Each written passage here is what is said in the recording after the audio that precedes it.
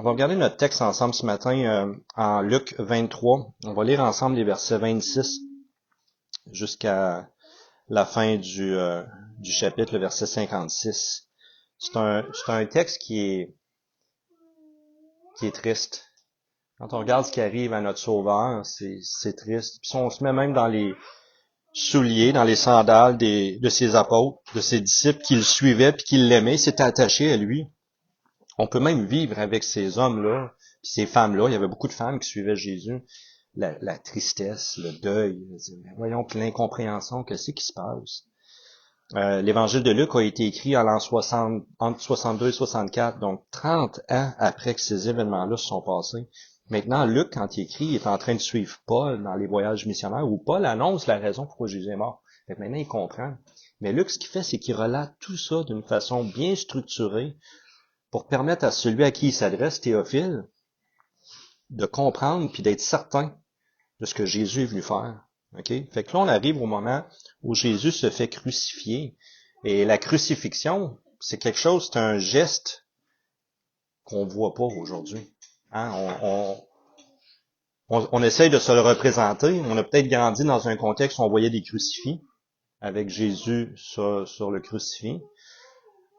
Mais on n'a jamais vu quelqu'un agoniser sur une croix. Mais la crucifixion est un supplice romain des plus abominables, dégoûtant. Et c'était en fait, le but de ça, c'était de faire mourir quelqu'un à mort lente, agonisante, souffrante, en imposant au public, à la population, d'être témoin de ça jusqu'au dernier souffle de cette personne-là. C'est répugnant. Tellement répugnant que c'était une sentence qui était réservée aux criminels. On l'évitait aux citoyens romains. Parce que c'était les Romains qui l'exerçaient, fait qu'on l'évitait. À moins de cas extrêmes où il y avait eu trahison, mais même encore, on favorisait d'autres types de morts pour eux. Fait qu'on la réservait aux pires criminels et normalement à des personnes qui n'étaient pas citoyens romains. Et la crucifixion de Jésus est relatée dans les évangiles, dans les 4 évangiles. Le Nouveau Testament en parle, il l'explique. Elle est aussi prophétisée dans l'Ancien Testament. Il y a des présages dans les textes de l'Ancien Testament de ce moment-là. Mais elle est aussi citée par des historiens renommés comme étant un fait. Quand je parle de la crucifixion, c'est précisément de la crucifixion de Jésus. Donc, il y a des gens qui l'ont relaté comme un fait. C'est non discutable. Jésus, le Jésus qui a existé dans le premier siècle, est vraiment mort sur une croix. Un des historiens, c'est Flavius Josephus, qui a surtout écrit puis relaté des faits pour les Juifs, et même dans toute la culture palestinienne, dans le premier siècle. Donc, il était contemporain des apôtres. L'an 93, après Jésus-Christ, il a cité la mort de Jésus comme un fait, en mettant même des références à qui était l'empereur dans ce temps-là, Ponce Pilate, qui lui a régné de l'an 26 à 36 après Jésus-Christ. D'autres historiens, Pliny, Tacitus, des noms qu'on n'est pas familiers, font des références à la mort de Jésus. Mais vous savez, il y a eu beaucoup d'autres criminels qui ont été crucifiés. Mais Jésus crucifié a marqué l'histoire de l'humanité. Même au début. Et ça a été relaté par des évangiles, ça a été expliqué dans le Nouveau Testament, et les chrétiens l'ont affirmé de tout temps. Même la résurrection en passant. Des preuves, il y a des évidences de la résurrection. Donc c'est un fait. Et Jésus est cité comme même dans les livres où on parle de Jésus qui est crucifié, on parle de lui, Flavius Josephus parle de lui comme quelqu'un qui faisait du bien. Donc il est reconnu comme quelqu'un qui faisait du bien, qui faisait des prodiges, et dont les enseignements étaient reçus avec émerveillement. Donc c'est pas juste quelqu'un qui est mort, comme parmi bien d'autres criminels, il y a eu une personne qui est morte, relatée dans l'histoire, expliquée dans les évangiles, expliquée dans le Nouveau Testament, et on est devant ce texte-là aujourd'hui. Mais on peut déjà se poser la question, qu'est-ce qui fait que la mort de Jésus est si spéciale? Mais d'autres personnes qui sont mortes. Mais la mort de Jésus, c'est différent. C'est spécial. La Bible en parle même dans l'Ancien Testament. Hein. Psaume 22, je vous le cite. Il y a des textes dans l'Ancien Testament qui annoncent des siècles avant la mort de Jésus. Ça, c'est la beauté du message de la Bible. 40 personnes différentes qui ont écrit la Bible. 40 hommes, c'est inspiré par Dieu, là. Mais 40 personnes dans des contextes différents. Moïse, David, Salomon, Ésaïe, des prophètes. Puis tout ce message-là, sur une période d'à peu près 1500 ans, tout ce message-là nous dirige vers Jésus. Puis tout le Nouveau Testament nous explique Jésus et comment les chrétiens vivent leur vie. Il y a eu un des psaumes, psaume 22, verset 17 à 19, il dit ceci. Ils ont percé mes mains et mes pieds. Je pourrais compter tous mes os. Eux, ils observent, ils me regardent. Ils se partagent mes vêtements. Ils tirent au sort ma tunique. Ça a été écrit plusieurs années avant la mort du Seigneur Jésus. Les évangiles ont présenté ce que Jésus a fait jusqu'à sa mort, sa résurrection, et tout le Nouveau Testament nous explique le sens de tout ça. Et c'est ce qu'on va voir ensemble ce matin, cet après-midi. Luc 23, les versets 32 à 56, on va le lire ensemble. Je vais commencer au verset 32, en fait, parce que les versets qui précèdent, c'est Jésus, finalement, il vient de finir tous ses procès. Ça a eu lieu pendant toute la nuit de jeudi à vendredi matin. Donc, il y a eu une nuit blanche pour Jésus. Et là, vendredi matin, il est condamné. Il a finalement comparu devant Ponce Pilate. Le verdict tombe. Jésus doit vivre le supplice de la croix. Et la manière ça fonctionnait dans ce temps-là, c'est que les condamnés, chaque condamné, transportait leur croix au lieu d'exécution. Donc Jésus a passé une nuit blanche. Fatigué, homme, on le voit dans son humanité, là. Fait qu'il essaie de transporter sa croix, 2 gros beams de bois, de plusieurs mètres chacun. Un des beams doit couvrir les mains, mais l'autre, assez long. Donc, ceux qui avaient reçu, les criminels qui avaient reçu leur sentence, devaient transporter l'objet de leur exécution jusqu'au lieu où ça allait se passer. Donc, on voit Jésus dans les versets 26 et suivants qui marche, mais qui croule sous le poids de la croix. Il est pas capable. Puis là, il s'était fait flageller le dos, là, labourer, là. Il n'y avait plus de chair sur son dos, là. Couronne d'épines. On avait passé la nuit à se moquer de lui, à le ridiculiser, à le faire souffrir émotionnellement, mentalement, physiquement. Jésus est au bout de ses limites. Essaye de transporter sa croix, pas capable. Trébuche, tombe. Fait que les soldats, on peut spéculer, mais les soldats étaient tannés. Ils voient quelqu'un marcher, un voyageur qui venait de Cyrène, le nord de l'Afrique. Simon. Pas Simon, un des apôtres, un autre Simon. Puis ils disent, toi, Yédan, porte la croix de Jésus. Donc, ils prennent ce passant-là, puis ils disent, toi, porte la croix de Jésus. Fait que lui, il prend, puis il transporte la croix de Jésus, Jésus marche devant lui. Fait que Simon suivait déjà Jésus, jusqu'au lieu où finalement il arrive. Puis là, c'est ce qu'on lit au verset 32. On conduisait en même temps 2 autres malfaiteurs qui devaient être mis à mort avec Jésus. Verset 33, lorsqu'ils furent arrivés au lieu appelé le crâne, appelé comme ça parce que ça faisait comme une butte, comme une petite colline. Lorsqu'ils arrivèrent au lieu appelé le crâne, ils le crucifièrent là, ainsi que les 2 malfaiteurs, les 2 criminels, l'un à droite de Jésus, l'autre à gauche. La phrase est brève, là. Ils le crucifièrent. Les gestes, littéralement, on la croix est couchée au sol, on couche la personne dessus, met des clous dans ses mains, clous dans ses pieds, une petite place où il pouvait se tenir les pieds un petit peu. Après ça, on prend la croix, puis il y avait un trou réservé pour ça, puis on la descend dans le trou. Puis là, tranquillement, heure par heure, face au soleil, le criminel, le condamné, mourait. Fait que là, en quelques mots, il y a eu plusieurs minutes qui se sont déroulées, là, et c'était souffrant. Déjà, la souffrance était terrible. Ils le crucifièrent là, ainsi que les 2 malfaiteurs, l'un à droite et l'autre à gauche. Et Jésus dit, Père, pardonne-leur, car ils ne savent ce qu'ils font.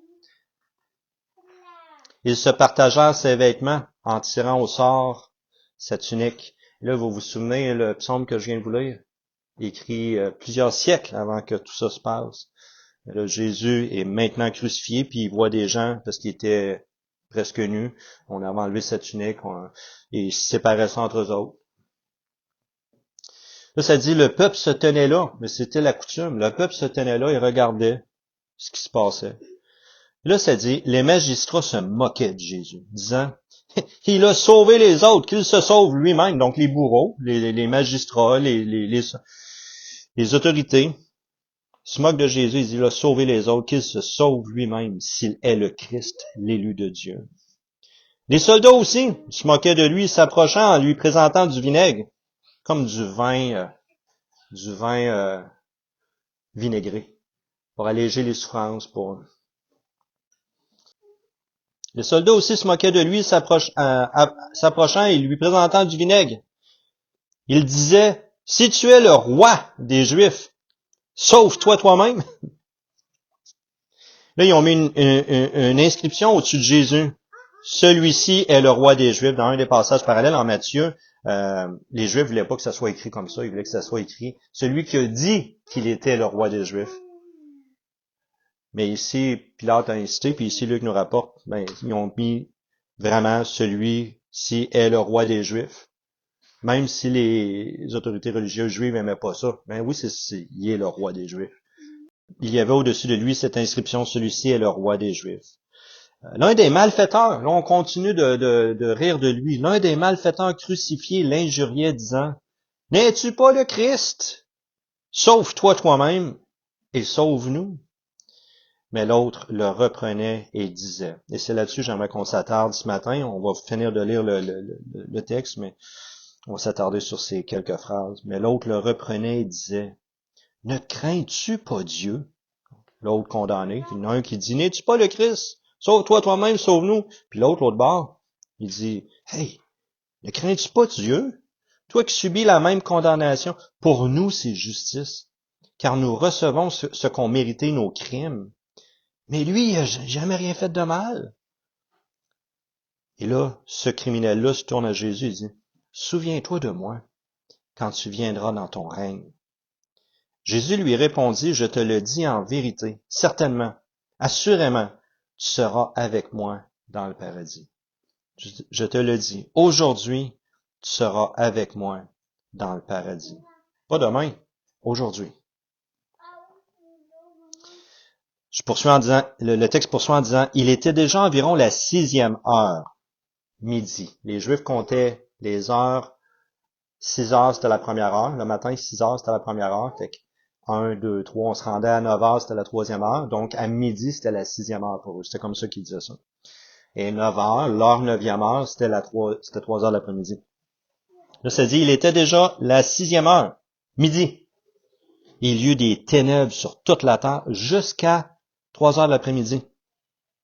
Le soleil s'obscurcit et le voile du temple se déchira par le milieu. Jésus s'écria d'une voix forte, « Je remets mon esprit entre tes mains. » Et en disant ces paroles, il expira. Le centenier, qui coordonnait toutes les opérations, le centenier, voyant ce qui était arrivé, glorifia Dieu, s'émerveille et dit, « Certainement, cet homme était juste. » Et tous ceux qui assistaient en foule à ce spectacle, après avoir vu ce qui était arrivé, s'en retournèrent, se frappant la poitrine. Tous ceux qui connaissaient Jésus et les femmes qui l'avaient accompagné depuis la Galilée se tenaient dans l'éloignement et regardaient ce qui se passait. Il y avait un conseiller nommé Joseph, homme bon et juste, qui n'avait point participé à la décision et aux actes des autres. Il était d'Arimathée, une ville des Juifs, et il attendait le royaume de Dieu. Cet homme se rendit vers Pilate, après que Jésus a expiré, et demanda le corps de Jésus. Il le descendit de la croix, l'enveloppa d'un linceul et le déposa dans un sépulcre taillé dans le roc où personne n'avait encore été mis. C'était le jour de la préparation et le sabbat allait commencer, vendredi, presque 6 heures. Le sabbat commençait vendredi, 6 heures.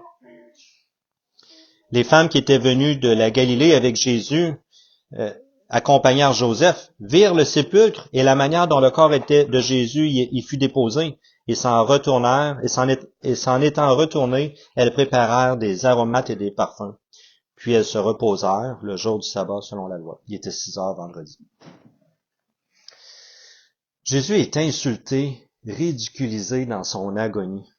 Les magistrats, on l'a lu, hein, on va se concentrer vraiment sur cette petite conversation-là où Jésus est moqué, puis là, on se moque de Jésus, puis là, il y a les deux criminels qui jasent ensemble dans leur souffrance, eux autres aussi, là.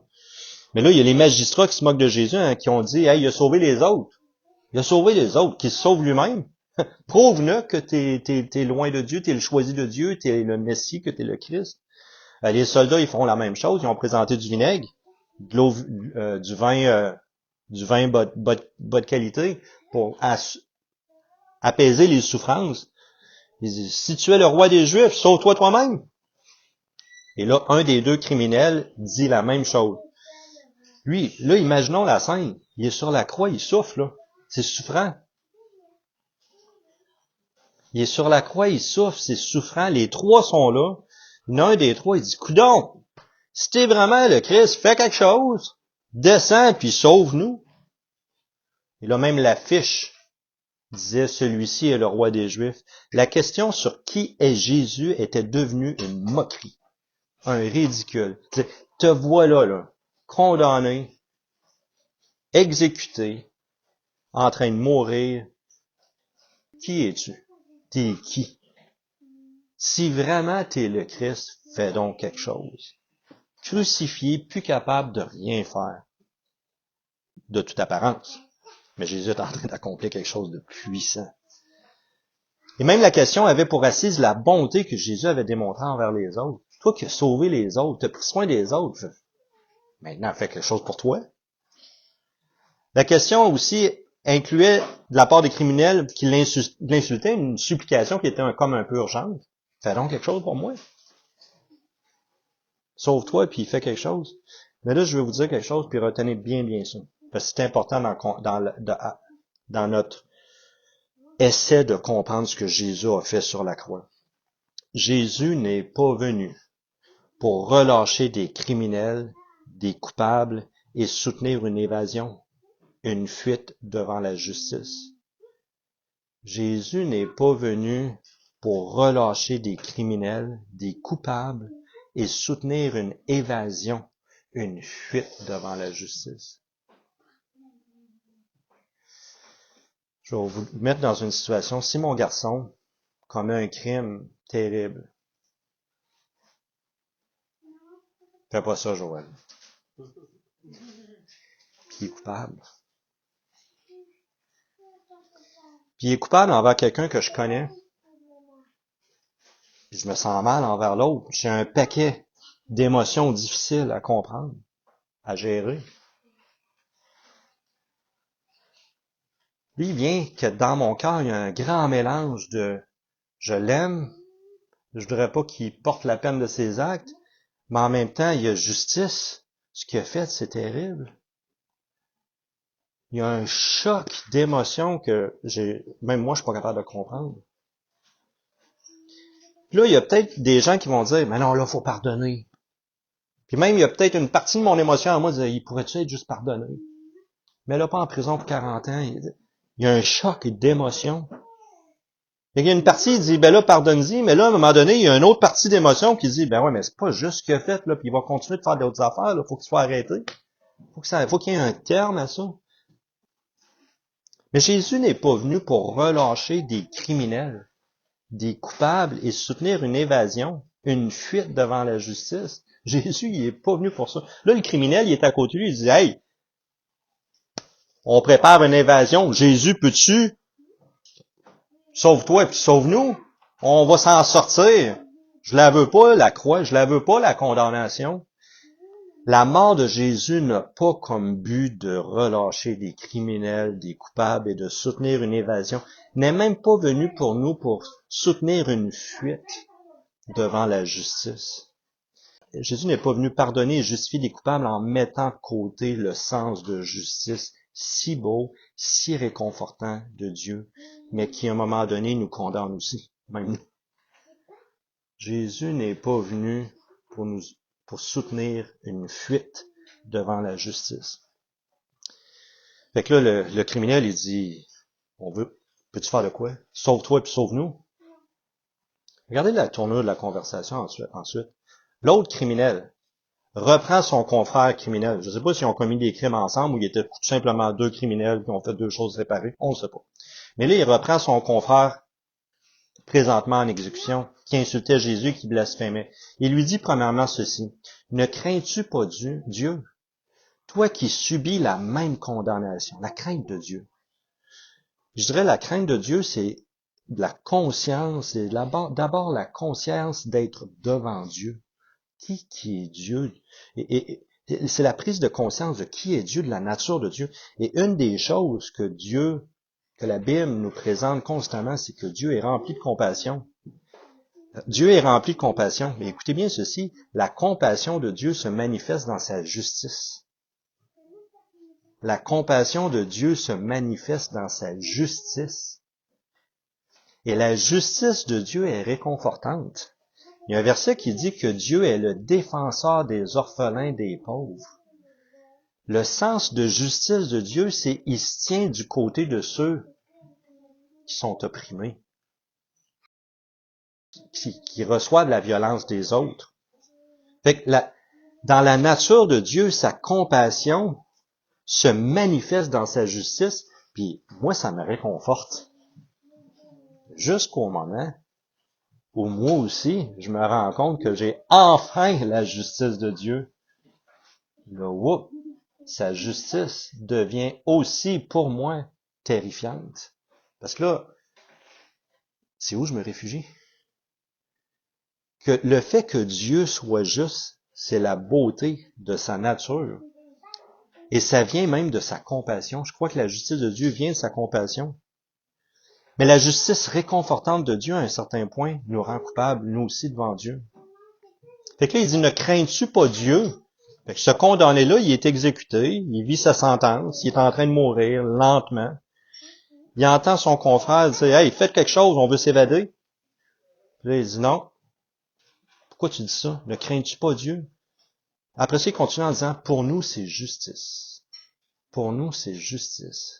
Car nous recevons ce qu'ont mérité nos crimes. Je sais pas qu'est-ce que je peux dire de plus. Lui, il dit, garde, il dit, je sais pas ce qu'il a fait. Ça ne dit pas ce qu'il a fait. Il a-tu tué quelqu'un? Je sais pas. Mais il dit, pour nous, c'est justice. C'est justice. Ne crains-tu pas Dieu? On reçoit ce que méritent nos crimes. Mais pour nous, c'est justice car nous recevons ce qu'ont mérité nos crimes. On mérite la mort. Là, après ça, il poursuit en disant, mais lui, il n'a rien fait de mal. Jésus n'a rien fait de mal. Et c'était connu de tous. Il est juste. Il ne mérite pas l'exécution de Jésus. Il ne mérite pas de mourir.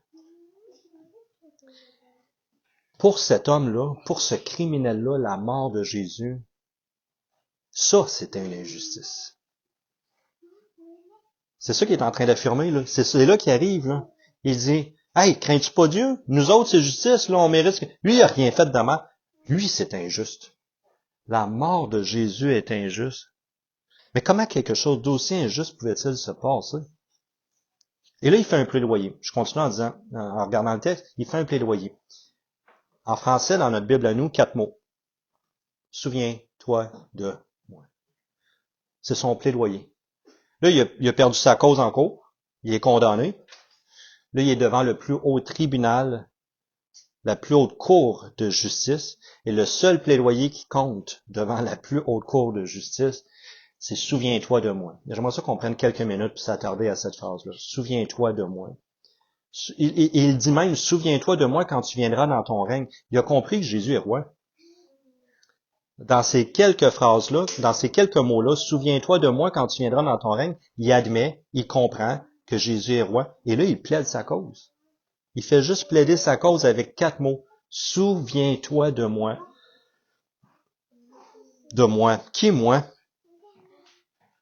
Ah, moi, j'ai déjà eu des jobs. Des fois, j'ai toujours travaillé pour le gouvernement, mais des fois, il y a des endroits où on change de place. On va travailler dans d'autres projets, dans d'autres fonctions. Puis des fois, on entend quelqu'un dire, hey, quand tu vas être rendu là-bas, ça a de l'air cool, le projet, souviens-toi de moi, hein. Puis là, quand la personne dit souviens-toi de moi, ben, c'est parce que ben, tu sais qu'est-ce que je suis capable de faire. Hein, je suis capable de faire ça, je suis pas pire là-dedans, j'ai un bon leadership, souviens-toi de moi. Mais là, qu'est-ce que le criminel disait quand il disait souviens-toi de moi? Et qu'est-ce qui amenait à Jésus, là? Qu'est-ce qu'il voulait que Jésus se souvienne? Souviens-toi de moi. On va assez se le résumer entre nous. Souviens-toi de moi, criminel. Pour nous, c'est justice. Nous avons ce qu'ont mérité nos crimes. Souviens-toi de moi, criminel. Souviens-toi de moi, coupable. Souviens-toi de moi, condamné. Souviens-toi de moi, exécuté. Souviens-toi de moi, mourant à tes côtés. Souviens-toi de moi, dans le fond, incapable de te donner quoi que ce soit. Qu'est-ce qu'il pouvait faire, ce criminel-là crucifié? Son seul plaidoyer, c'était « Souviens-toi de moi. Souviens-toi de moi sans valeur. Souviens-toi de moi une vie gâchée, une vie finie. Souviens-toi de moi. » Le moi, il n'y a pas de poids, là. Ce qui a du poids, c'est « Jésus, t'es roi, souviens-toi de moi. » Il a entièrement remis sa cause entre les mains de Jésus. Souviens-toi, là on a regardé moi, mais souviens-toi, toi qui n'as jamais rien fait de mal, toi qui es roi, toi qui es mort injustement, je m'en remets à toi, je m'abandonne à toi, je me repose en toi, sachant que tu es roi, mort injustement, je mets ma destinée éternelle dans tes mains. Toi, moi, je désire ta présence, souviens-toi de moi. Un plaidoyer tout simple, qui a à quelque part aucun poids. Hein? Parce que quand on fait un plaidoyer, d'habitude, on amène des preuves. On amène des preuves, puis on amène des capacités, on amène ce qu'on a fait. Il n'y a pas de poids dans ce plaidoyer-là, autre que toi. Souviens-toi de moi. Il a remis sa cause complètement, entièrement entre les mains du roi divin. Il s'en remet à Jésus, l'autre qui est exécuté à côté de lui. Là, il s'en remet à quelqu'un qui est aussi en train de mourir. Hein? Souviens-toi de moi. Jésus est en train de mourir, là. L'autre exécuté à ses côtés. L'autre qui, sous un regard humain, ne pouvait pas vraiment faire grand-chose non plus pour lui. Mais il a cru que l'autre, à côté de lui, était le roi du paradis, le roi du ciel. Qu'est-ce que Jésus lui répond? Encore là, il y a pas, la conversation est brève, hein? Et d'après moi, si je comprends les souffrances, l'agonie de ceux qui mouraient avec le supplice de la crucifixion, les phrases ne pouvaient pas être longues. Il n'y avait pas de souffle. Il agonisait. Jésus il dit juste, il l'a peut-être dit en 4 souffles, je sais pas, il l'a peut-être dit en 10 souffles. Aujourd'hui, tu seras avec moi dans le paradis. Toute une affirmation, hein, toute une affirmation. Aujourd'hui, tu seras avec moi dans le paradis. Il n'a pas dit aujourd'hui après avoir passé par autre chose. Ah, la Bible n'a jamais parlé de purgatoire. Il n'a pas dit aujourd'hui en passant par autre chose pour essayer de te purifier, non. Aujourd'hui, toi criminel, tu vas être avec moi en haut, dans le paradis. Il n'a pas dit peut-être, on va espérer. Il a dit une certitude. Aujourd'hui, tu seras avec moi dans le paradis. Une certitude. Une destinée garantie. Et aussi, une présence. Aujourd'hui, tu seras avec moi. C'est pas juste tu vas être au paradis, tu vas être avec moi. Une présence. En fait, on est tous devant une sentence de mort. Hein. Moi, ça m'a comme fessé un petit peu plus quand j'ai découvert ma maladie en 2007. Puis pourtant, le médecin me l'a dit que ça me ferait pas mourir, mais que ça me rendrait sourd. Mais ça a comme, j'avais 33 ans à ce moment-là, j'étais pas vieux quand même. Mais ça a comme fait, hey, le gars fort, le gars qui est capable de faire ce qu'il a envie de faire, qui dort une bonne nuit de sommeil puis qui continue, ça sera pas toujours comme ça. Puis on dirait que la conscience de ma faiblesse, la conscience de ma vulnérabilité est toujours là. On est tous devant, en anglais on dit a line of death. Bon, ça se compte peut-être pas en heures, hein. On a peut-être encore des belles années à vivre. Moi, j'espère bien j'aime la vie. Plein de beaux projets. Puis quand on est jeune, on a encore bien plus d'années devant nous autres. On a un paquet de projets puis de rêves. C'est beau, c'est ça la vie. Puis Dieu nous donne avec cet instinct-là de faire des projets puis de vivre. Le goût de vivre. Mais on est tous quand même sur une sentence de mort. Mais Jésus est venu pour nous délivrer du mauvais. Jésus n'est pas venu pour permettre l'évasion du coupable. Il n'est pas venu pour que le coupable puisse prétendre qu'il n'est pas coupable. Oh, on va pardonner. J'ai parlé de Joël tantôt, j'ai parlé de mon garçon. Et puis là, toutes les émotions de justice et de pardon. Là, on aimerait ça dire, c'est beau, on va faire comme si c'était rien passé. Non, je peux pas faire ça. Mais je l'aime. Mais là, il y a justice. Puis des fois, il y a un côté dans nous qui est plus fort que l'autre. Ça dépend des situations, ça dépend de comment on est fait. Puis ça se confond pareil. Mais Jésus n'est pas venu pour prétendre qu'on n'a rien fait de mal, puis juste dire, on va vous pardonner. Ah, oui, je pardonne. Je vais oublier que tu as tout fait des choses pas correctes. Il est pas venu pour ça. Il est pas venu pour envoyer libre des personnes en prétendant qu'ils n'ont jamais rien fait de mal. Jésus est venu pour porter la peine de nos fautes, de sorte qu'il est juste tout en justifiant le coupable. Il est venu comme Dieu, homme, pour porter la peine de nos fautes de façon à rester juste et beau dans sa justice réconfortante, issue de sa compassion, où Dieu se tient du côté des opprimés. Mais quand quelqu'un est pécheur, puis qui met sa foi en Jésus, mais Jésus peut rester juste, Dieu peut rester juste, tout en pardonnant des condamnés. Et là, qu'est-ce qui s'est passé? Jésus a rendu l'Esprit un acte volontaire. Même dans un autre texte, ça dit, il y a d'autres phrases que Jésus a dit, mon Dieu, pourquoi m'as-tu abandonné? Il y a eu des ténèbres. Après ça, Jésus rendit l'Esprit. Et ici, ça dit, Jésus a remis son esprit entre les mains de Dieu. Un acte volontaire. Mais qu'est-ce qui s'est passé exactement à la croix quand Jésus a rendu l'Esprit? J'aimerais qu'on lise quelques versets. Je vais vous citer quelques versets. Qu'est-ce qui s'est passé? C'est le plus grand des miracles. Et tous les miracles du Nouveau Testament nous conduisent, la Bible appelle ça des signes pour nous pointer à Jésus, pour nous pointer à la croix. C'est là que le plus grand des miracles s'est passé. C'est là que Dieu opère la plus belle et la plus grande des délivrances. On l'a chanté tantôt, puis je pense que c'est Mary qui a dit, c'est la phrase qui m'a touché dans le chant. Je vous le cite. En 2 Corinthiens 5, verset 21. Celui qui n'a point connu le péché, Dieu l'a fait devenir péché pour nous, afin que nous devenions en lui justice de Dieu. Celui qui a jamais péché, Jésus, Dieu l'a fait devenir péché pour nous. Il a choisi de devenir péché dans le sens que il a décidé de devenir le coupable. Puis il n'a jamais rien fait de mal, mais il a décidé de devenir le coupable, même s'il n'a jamais péché, pour que moi, c'est quoi ça dit, que nous devenions en lui justice. Je vous cite aussi Ésaïe 53, le verset 3 à 5. Méprisé et abandonné. Et ça, c'est un passage qui a été écrit plus de 600 ans avant la venue de Jésus. Encore un autre passage qui prophétise la venue de Jésus.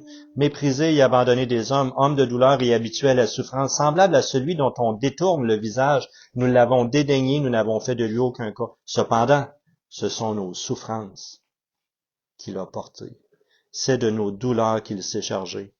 Et nous l'avons considéré comme puni, frappé de Dieu et humilié. Mais il était blessé pour nos péchés, brisé pour nos iniquités, et le châtiment qui nous donne la paix est tombé sur lui. Et c'est par ses meurtrissures que nous sommes guéris. Là, j'aimerais ça vous poser une question. Pourquoi Jésus devait-il mourir? C'est pas juste pourquoi Jésus est mort. Pourquoi il devait-il mourir pour rendre le pardon possible? Pourquoi Jésus devait-il mourir pour rendre le pardon possible? Et la Bible répond à cette question-là dans un des textes, en Romains 3, les versets 23-26. La Bible nous dit ça, Jésus devait mourir. Jésus a dit à ses disciples, il faut que j'aille à Jérusalem, que je sois mis à mort, que je souffre, que je sois mis à mort. Je répète encore, il n'est pas venu pour soustraire qui que ce soit à la justice réconfortante de Dieu. Jésus n'est pas venu pour soustraire qui que ce soit à la justice réconfortante de Dieu. Il est venu pour l'accomplir. C'est ça qu'il a dit sur la croix, tout est accompli. Il est venu pour rendre juste le coupable qui a choisi de plaider sa cause auprès de Jésus. Jésus est venu pour absoudre le coupable qui a choisi de plaider sa cause auprès de lui. Souviens-toi de moi. Je vous cite un verset qui répond très bien à la question. Romains 3, les versets 23 à 26. Le texte dit, car tous ont péché et sont privés de la gloire de Dieu. Ça, on le connaît bien, hein? On est tous pécheurs. On a tous fait des différents types de péchés, des pires que d'autres peut-être. Mais même dans les péchés les moins pires qu'on a faits, on l'est tous. Car tous ont péché et sont privés de la gloire. Et ça continue. Et ils sont gratuitement déclarés justes, non coupables, par sa grâce, par le moyen de la rédemption qui est en Jésus-Christ. Là, ça dit, c'est lui, Jésus, que Dieu a destiné à être, pour ceux qui croiraient, victime propitiatoire, afin de montrer sa justice, parce qu'il avait laissé impunis les péchés commis auparavant au temps de sa patience. Et voici la clé, puis la réponse se trouve dans le prochain texte. Il montre ainsi sa justice dans le temps présent, de manière à être juste, tout en justifiant le coupable, celui qui a la foi en Jésus. La seule façon que Dieu peut rester juste et pardonner le coupable, puis déclarer le coupable innocent, c'est si lui porte la peine. Il n'y a pas d'autre moyen. Fait que là, Dieu a dit, moi, je vais porter. Fait que c'est comme si Joël, mon petit bonhomme, il est condamné, 40 ans de prison. Il dit, Joël, je vais y aller à ta place. Je vais y aller à ta place. Mets ta foi en moi. Romains 5 et verset 8, mais Dieu prouve son amour envers nous en ce que lorsque nous étions encore des pécheurs, Christ est mort pour nous. Et la foi chrétienne, puis la vie chrétienne, c'est pas deviens bon, puis après ça, crois en moi. Non, la foi chrétienne, c'est pas ça, c'est t'es coupable, dis à Jésus, souviens-toi de moi. Et c'est ce qu'on a tous dit à Jésus, c'est ce qu'on veut dire à Jésus, souviens-toi de moi, je mets ma foi en toi. Paul, un jour aussi, a expliqué à ses concitoyens le sens de la mort de Jésus. Puis on se retrouve probablement à peu près dans le même temps où Luc écrivait. Fait que Luc et Paul marchaient ensemble. Puis Paul se retrouve avec d'autres, ses concitoyens juifs autour de lui. Puis il essaie de leur faire comprendre pourquoi Jésus est mort. Fait que là, c'est intéressant pour nous, ça nous aide à comprendre. Fait que je vous le lis, c'est en Acte 13, le verset 26 et suivant. Il dit, « Hommes, frères, fils de la race d'Abraham », c'était des Juifs, là. « À vous qui craignez Dieu aussi, c'est à vous que cette parole de salut a été envoyée. Jésus est venu pour vous, car les habitants de Jérusalem et leurs chefs ont méconnu Jésus. En le condamnant, ils ont accompli les paroles des prophètes qu'on a aussi lues tantôt, qui se lisent chaque samedi, chaque sabbat, quand ils prient à Dieu. Quoiqu'il n'ait rien trouvé en lui qui soit digne de mort, ils ont demandé à Pilate de le faire mourir. » Fait que là, tous les Juifs qui écoutaient ça, ils disaient, « Oh oui, ben, je me souviens. » Ils vivaient dans ce temps-là, pour probablement la majorité d'entre eux. Et après qu'ils eurent accompli tout ce qui est écrit de lui, ils le descendirent de la croix et le déposèrent dans un sépulcre. Mais Dieu l'a ressuscité des morts, on va le voir dimanche prochain. Il est apparu pendant plusieurs jours à ceux qui étaient montés avec lui de la Galilée à Jérusalem et qui sont maintenant ses témoins auprès du peuple. Et nous vous annonçons cette bonne nouvelle que la promesse faite à nos pères, Dieu l'a accomplie pour nous, leurs enfants, en ressuscitant Jésus. Il continue de parler, il continue d'expliquer plein de choses. Là, il arrive au verset 38, quelques versets plus loin. Là, il les regarde puis il dit, sachez donc, hommes frères, que c'est par Jésus que le pardon des péchés vous est annoncé, et que quiconque croit est justifié par lui. C'est simple, hein? C'est beau et c'est simple. Et il y a un autre verset qui dit, car Dieu a tant aimé le monde qu'il a donné son Fils unique afin que quiconque croit en lui ne périsse point, mais qu'il ait la vie éternelle. J'aimerais poser une autre question. Ça veut dire quoi croire? Je me souviens quand j'étais jeune, moi j'avais 11 ans. À l'automne 85. Ça veut dire quoi croire? Il y a peut-être des jeunes qui vont vouloir entendre ça, mais ça veut dire quoi croire? Ça veut dire quoi croire? Puis moi, j'étais vraiment confus. Ça veut dire quoi croire en Jésus? Tu sais, quand t'as 11 ans, 10 ans, ça veut dire quoi croire en Jésus? Ça veut-tu juste dire lui parler? Ça veut dire quoi croire? C'est un concept tellement abstrait, puis même pour nous. Puis j'ai été voir mon père à un certain moment parce que s'était passé quelque chose où là, je voulais vraiment être pardonné. Je voulais vraiment être convaincu que j'étais pardonné. J'étais allé voir mon père, j'ai dit, qu'est-ce que ça veut dire croire? Il m'a posé une question qui m'a fait beaucoup réfléchir puis que j'ai mémorisé, puis qui permet de comprendre ça veut dire quoi croire. Il a dit, Benoît, penses-tu que si tu avais été le seul sur la terre à avoir fait juste un mensonge, Jésus aurait eu à mourir sur la croix pour que tu sois pardonné, toi? J'étais quelqu'un qui aimait ça dissimuler mes fautes. On va dire le vrai mot, être hypocrite. J'aimais ça cacher mes fautes parce que ça me permettait de paraître bien puis d'éviter des conséquences.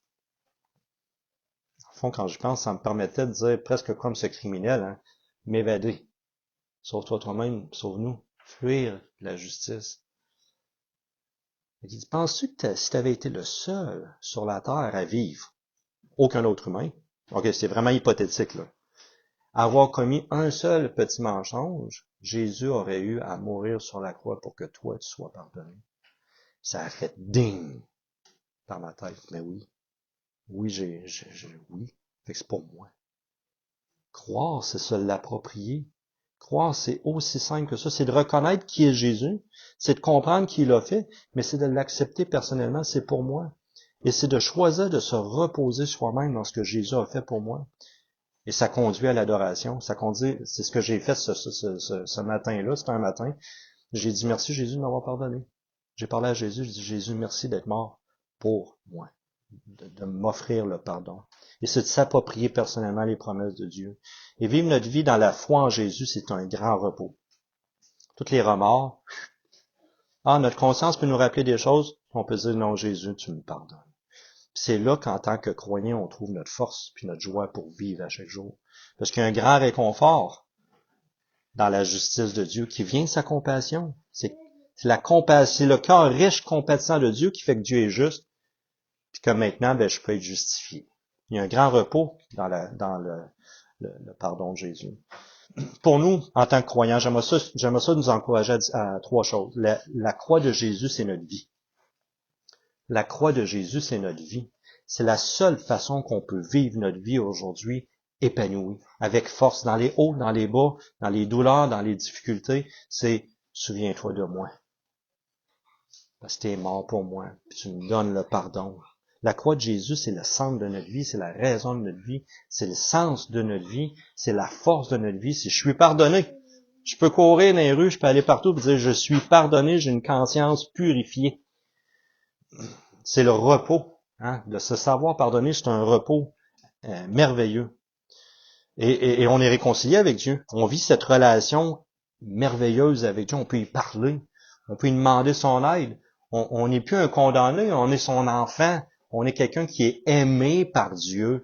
On a la force de Dieu pour vivre. On a l'approbation de Dieu. La croix de Jésus, c'est ce qui nous fait vivre aujourd'hui. La croix de Jésus, à chaque jour, c'est ça qui nous fait vivre. Même dans les moments difficiles. Deuxième chose, la croix de Jésus, c'est l'adoration des croyants. Il y a un verset qui dit qu'au nom de Jésus, tout genou va fléchir dans les cieux, sur la terre, sous la terre. Puis il y a beaucoup de repos et de joie aussi quand on adore Jésus. C'est ce qu'on fait ensemble le dimanche. J'aimerais aussi dire, la croix de Jésus, c'est la mission des croyants. La mission pour nous aujourd'hui, c'est de magnifier, de tourner les regards vers la croix de Jésus. Et j'aimerais citer ici John Piper. Vous m'avez déjà entendu le citer. John Piper a dit ça, puis c'est très important pour nous de comprendre. On va en parler un petit peu plus le 7 puis le 14 avril. La finalité ultime de l'Église, le but ultime de l'Église, n'est pas la mission. On se met à minute. La finalité ultime de l'Église n'est pas la mission, mais l'adoration. La mission existe parce que l'adoration n'existe pas. Ou pas encore, si je rajoute. Mais ce qu'il dit littéralement, c'est ce que je viens de dire. Ça, c'est important de le comprendre. La finalité ultime de l'Église n'est pas la mission, mais l'adoration. La mission existe aujourd'hui parce que l'adoration n'existe pas encore. On comprend ça? Ce que Dieu veut, c'est qu'on l'adore. Je suis pas capable de l'adorer, puis je suis un condamné, puis je le hais. Je suis pas capable d'endurer sa justice, puis je vis dans mes voies. Là, il dit, détourne-toi de ça, puis mets ta foi en Jésus. Souviens-toi de moi quand tu seras dans le paradis. Ce que ça crée dans le cœur, c'est un cœur qui est réconcilié avec Dieu, qui veut adorer Jésus. Quand on va en mission, puis on dit, hey, tu connais-tu Jésus? Hey, tu connais-tu Jésus? Tu comprends-tu pourquoi Jésus est mort sur la croix? Jésus veut te pardonner aussi. Mais c'est parce que l'adoration n'est pas encore complète. Il manque des gens pour adorer Jésus. Puis même dans notre vie, je dirais, orientée vers soi, l'adoration est encore partielle. Fait qu'on est en mission entre nous. On est en mission envers ceux du dehors parce que l'adoration n'existe pas encore. Et je termine en disant, la croix de Jésus, c'est le message des croyants. Qu'est-ce que Paul a dit? Vous vous souvenez de cela en 1 Corinthiens 1, verset 20 à 25? Paul il dit, la croix, c'est une folie. Les païens, c'est un scandale. pour les Juifs. C'est là, la croix, c'est comme, qu'est-ce qu'il y a de bon à tirer de là? Hein, c'est un scandale, c'est une folie. Mais après, il dit, nous prêchons Christ crucifié. Scandale pour les Juifs, folie pour les païens, mais puissance de Dieu et sagesse de Dieu pour ceux qui sont appelés, tant Juifs que Grecs, n'importe qui.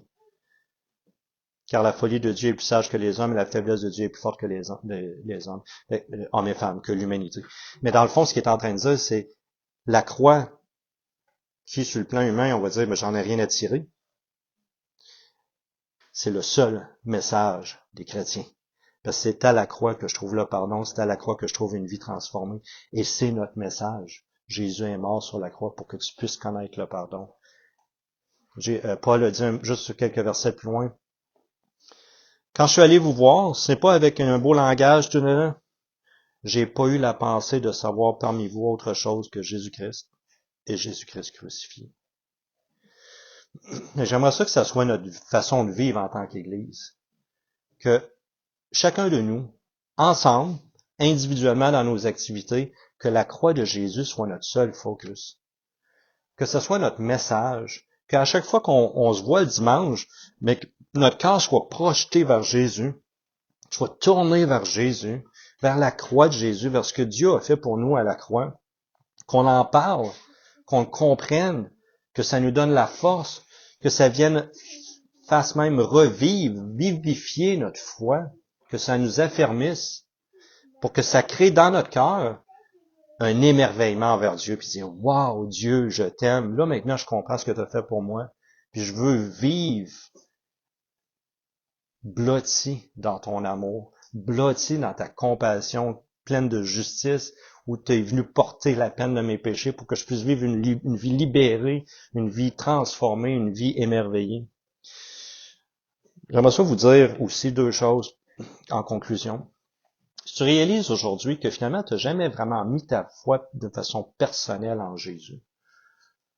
Je me souviens, un jour, j'ai prêché même à Credo, puis il y a quelqu'un qui est venu me voir, puis j'étais convaincu qu'il avait mis sa foi en Jésus, puis Ben, il est venu manger ici, il dit non, j'ai jamais mis ma foi en Jésus. Je pense que des fois, on grandit dans tout ça, puis bon, il a mis sa foi en Jésus ce midi, c'était un lunch, ce midi-là, puis on a prié ensemble, puis il dit, moi, c'est pour moi, là, je le sais, c'est pour moi, puis je veux dire merci à Jésus, on a prié ensemble. Puis c'est devenu personnel pour lui. Mais des fois, on assume, puis je veux pas assumer entre nous ce matin. Si tu réalises aujourd'hui, finalement, c'est une religion que tu vis. C'est des pratiques, c'est des rituels, c'est peut-être tes parents qui en ont parlé. Ça n'a jamais été personnel. J'aimerais ça t'encourager à toi aussi plaider ta cause personnellement à Jésus. C'est le moment aujourd'hui de dire à Jésus, souviens-toi de moi. Je crois en toi, Jésus, je crois que tu es mort pour moi. Pour tous ceux qui croient en toi. La première chose, j'aimerais ça vous dire. La deuxième chose que j'aimerais ça vous dire, puis qu'on se dise, puis qu'on s'encourage à le vivre, et on en parle plus dans les prochains dimanches, si tu réalises aujourd'hui que tu vis sans la joie de proclamer, de magnifier la beauté et la puissance de la croix, mais c'est encore le temps, là, oui, tu appartiens à Jésus, tu es pardonné, mais il manque cette puissance-là pour magnifier Jésus partout autour de toi, pour le dire aux autres. Tu vis pas la joie de la mission, mais viens à Jésus, puis assure-toi de trouver le repos en lui, parce que dans ce repos-là en Jésus se trouve aussi la force et la joie pour aller proclamer aux autres ce que Jésus a fait pour toi. Et tout ça, ça change des vies. Hein? Ça a changé ma vie. Quand je suis venu à Jésus, ça a changé ma vie. Et ça change votre vie. Ça peut changer la vie des gens qui décident de croire en Jésus aussi.